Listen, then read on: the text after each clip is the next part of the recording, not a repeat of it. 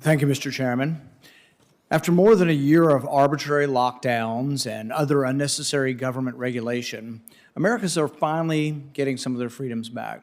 Just a few weeks ago, the CDC started to follow the science and admit to the public that there is no need for those who have been vaccinated to continue wearing masks.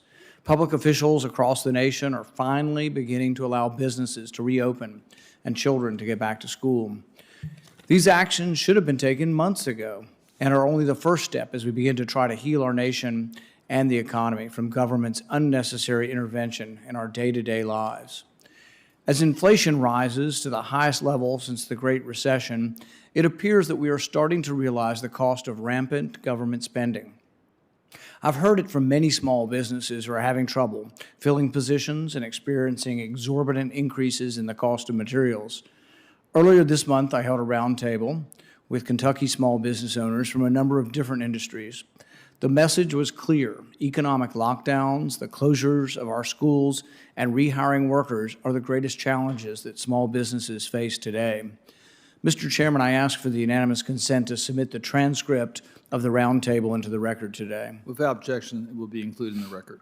Since the beginning of the pandemic, the federal government has spent $4.2 trillion on COVID-19 relief.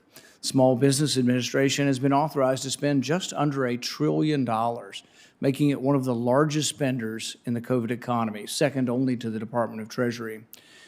Unfortunately, Treasury Secretary Yellen is not here today to answer for her department's use of those funds. Despite being required by law, I repeat that, required by law in a bill that was passed overwhelmingly to be here, she is not here today. Earlier this month, I sent Secretary Yellen a letter reminding her of that obligation, yet I have received no reply. Mr. Chairman, I ask consent to submit that letter for the record, along with a list of the public events Secretary Yellen has recently chosen to participate in instead of coming to this committee. Without objection, it will be included in the record. I also hope you will join me in calling on her to testify, including voting on a subpoena if necessary. Now I'd like to welcome Administrator Guzman.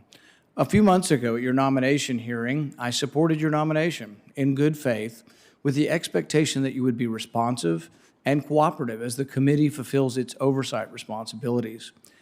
Unfortunately, this has not been the case. Since March, I've sent 5 letters requesting data and information necessary for the committee to conduct adequate oversight over the SBA's COVID-19 programs. To date, we have received only 2 responses, which fail to provide the complete information we've requested. The question we have at hand is whether or not groups in our country are receiving money illegally against the policy of the Small Business Administration. We have these questions on legality, and you are stonewalling us. This is money that's being given to the Planned Parenthood organization. We found at least 6 different loans that have been given. Among the letters that we sent were multiple requests for specific information about PPP loans, illegally made to Planned Parenthood affiliates.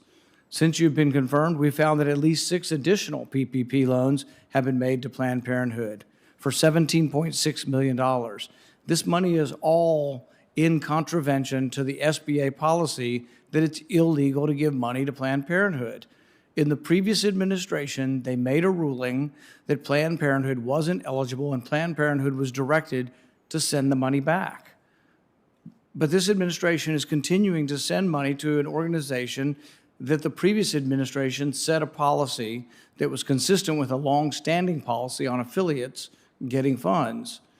When your deputy was here the last time, we asked him, have you changed the policy? He says, no, the policy's still the same. And yet we can't get any explanation from you. We've given you the questions in advance. These loans were approved in defiance of the law, not in accordance with the law, and are just one of the many glaring issues with Small Business Administration programs. But unfortunately, we cannot be sure due to the continued failure on your part to be transparent and provide the committee with the information we need to do our job. I look forward to hearing your testimony, and I'm hopeful that we can find answers to our numerous outstanding questions. Thank you, Senator Paul. Administrator Guzman, it's a pleasure to have you before our committee. Your full testimony will be made part of our record. You may proceed as you wish. Thank you so much. Good afternoon, Chairman Cardin, Ranking Member Paul, and members of the committee. Thank you for the invitation to be here and for the opportunity to discuss SBA's programs and response to the COVID-19 pandemic. When I appeared before you as a nominee recently, I did mention how this unprecedented crisis has impacted our nation's 30 million small businesses and innovative startups, and it really created a sense of urgency for me as well as my team to work harder, think more creatively, and build more collaboration to meet the desperate need presented by this moment. In my first 2.5 months as SBA administrator, I can tell you that my motivation to deliver for our entrepreneurs has only intensified. And I have to share how proud I am of my incredible mission-driven team at the SBA, who, despite having had to scale at such a high intensity over the past 14 months, remain incredibly committed to our nation's entrepreneurs. They've been working around the clock to deliver the American Rescue Plan's crucial relief programs to ensure our small businesses can survive this disaster and get on the path to recovery, growth, and resilience. We're making significant progress, particularly in our efforts to reach small businesses owned by women and people of color who, because of long-standing barriers to capital markets and networks, suffered disproportionately from this pandemic, and by many accounts weren't able to access relief. We're seeing the impact, and the latest economic reports do show that small business jobs have begun to rebound and proprietors' income levels have begun to recover. And we're hearing from the small businesses we serve that both our traditional and our new relief programs have created vital lifelines. Earlier this month, we successfully launched the $28.6 billion Restaurant Revitalization Fund. As of Monday, when the application portal closed, we've received more than 372,000 applications, representing over $76 billion in requested funds. And more than half of those applications came from the food and beverage businesses owned by women, veterans, and people of color who, as directed by Congress, received priority access to the program. And we're reaching the smallest of the small food and beverage businesses with 1/3 of the total funds set aside just for them, including a specific set aside I created for businesses with revenues of $50,000 and under. I'm proud of how we rolled out this program in under 2 months while focusing on my key priorities of meeting small businesses where they are and integrating a customer-first, technology-driven, and equitable approach. We also launched the $16.2 billion Shuttered Venue Operators Grant Program. As of May 25th, the SVOG program has received more than 13,000 applications for approximately $11 billion in requested funds. We started awarding our SVOG funds this week, and we hope to continue to help our nation's venues hold on until they can bring back the performances and experience that are the lifeblood of our American culture. Through our Paycheck Protection Program and Economic Injury Disaster Loan programs, we've now gone beyond $1 trillion in relief. And so far in 2021, 95% of PPP loans have gone to small businesses with fewer than 20 employees. Our priority across all our relief programs is to get funds into the hands of small businesses swiftly, efficiently, and equitably.